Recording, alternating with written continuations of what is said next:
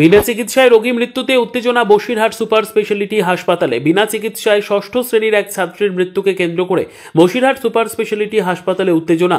গতকাল বিকেল 5:30টা নাগাদ সন্দেশখালীর 1 নম্বর ব্লকের কালীনগর দক্ষিণ বেদেমারি গ্রামে ববিতা সর্দার নামের 13 বছরের ষষ্ঠ শ্রেণীর এক স্কুল ছাত্রীর সামান্য জ্বর, হাত পা ও গায়ে অসহ্য ব্যথা নিয়ে বসিরহাট সুপার স্পেশালিটি হাসপাতালে ভর্তি হয়।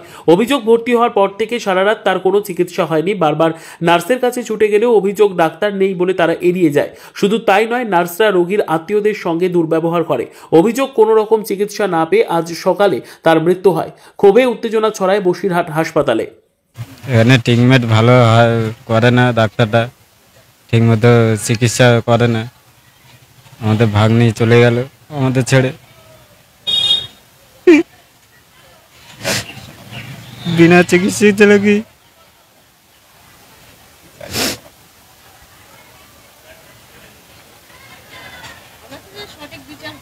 সঠিক বিচার চাই আমরা।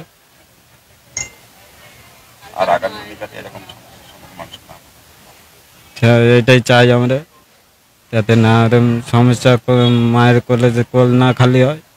আমাদের তো হয়ে গেছে, আমাদের আর ফিরে আসবে না।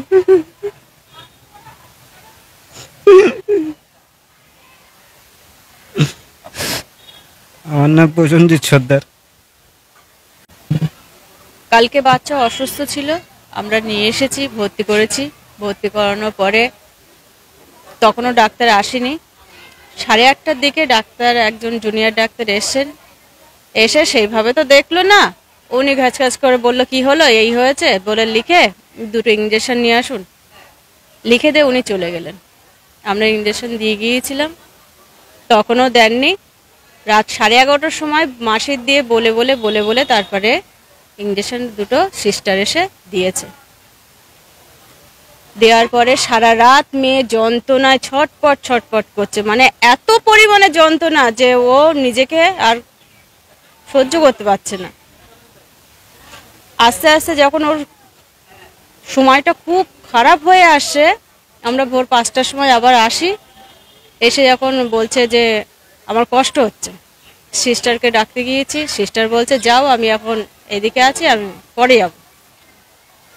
তখনও আসেননি, কিন্তু তখন ওর সময়টা আরও খারাপ হয়ে যাচ্ছে।